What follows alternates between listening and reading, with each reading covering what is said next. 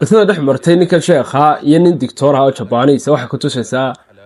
mucjizooyinkii Nabi Maxamed iyo Nabi Maxamed inuu wax jecel yahay aanu isaga hadlayn uu ku hadlayay mar walba waxyi ninkan sheekha oo la wareysanaya ayaa wuxuu yiri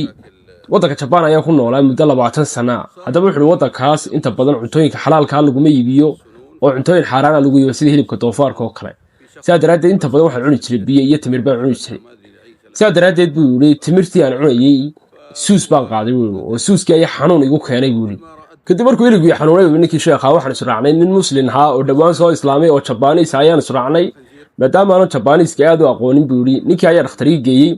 dhakhtarkii markaan u tagnay buu dhakhtarkii iligii ayuu su'aalay weydiiyay su'aalahan waxa kamid ah oo su'aashii horreeyay weydiiyay waxay ahayd hilibka doofaarka ma cuntaa waxaan ku leeyahay ma cuno khamriga ma cabtaa buu yiri khamriga ma cabba baan ku leeyahay qof isla waan hay su'aashii saddexaad weydiiyay waxay ahayd taabuu biibsiga ama koolaha su'aashaas saddexaad waan ka aamusuuri maadaama mararka qaar kood cabi jiray mararka qaar kood ma cabi jirin buu yiri waliba sheekhu inta wax sii raaciyay maalintii su'aasha doctorka weydiiyay dabadeed biibsi iyo koola toona ma cabin muddo haddana wuxuu weydiiyay bal cadayga tus cadayga ayaan tusay oo cadayga maswaaka oo halka sawirkiisa soo dhigi doona ayaan tusay buu yiri wuxuu yiri cadayga ayaa ku qoray waxaan ku dhakhtar aadan garanay baa ii qoray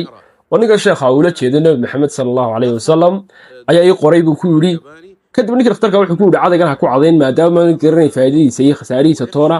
ee cadaygan noo dhib laabkan geynayna oo soo baarna markaan soo baarna kadib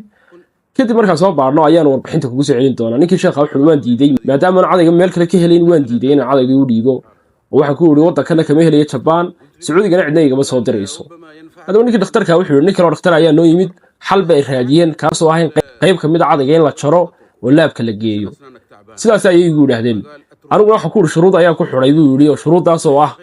idima siinay cadayga qaybtan yar ilaa markii resultigu soo baxay ama jawaabtu soo baxdo inaan qayb kamid ah aniga siisaan koobiga waay baan ku heshiinay muddo wiiga kadib ayaan ku noqday oo natiijadii ayuu ninkii doctorka ay akhriyay isagoo soo barbardhigay labada caday ee midna ah muswaaga ka qoriga iyo kan kale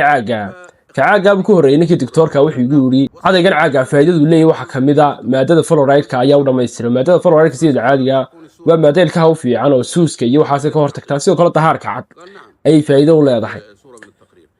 sidoo kale wuxuu yiri waxa la dhibaato ayuu leeyahay buu cadaygan caaga ah oo muddo 40 sano kadib waxaad bedelaysaa buu ilkaha go'an haddana wuxuu soo qaatay cadayga muswaaga ee qoriga cadaygan muswaaga ee qoriga wuxuu yiri cadaygan wuxuu yiri horta faa'iidadu leeyahay waxa kamid ah muddo 100 sano ilkaaga ma bedelaysid sidiisa ayuu haanaya haddaba dhankiisa daciifku leeyahay cadaygan buu yiri muswaagu waxa weeyaan maadada fluoride-ka ayaa ku yar halka ka caaga laba jeer oo kaliya maalintii lagaaga baahan yahay kan qoriga wax lagaaga baahay 5 jeer maalintii cadayto maadaama maadada fluoride-ka ay ku yar tahay sidaa daraadeed wuxuu ninkii doctorka waqtiga ayaa kaaga lumeeyna 5 jeer cadayto ku yiri aan xasuustay inuu Nabi Maxamed yiri haddana ummadda ku dhibaatoonayn waxaan faray lahaa weyse walba ka hor inuu qofku cadaydo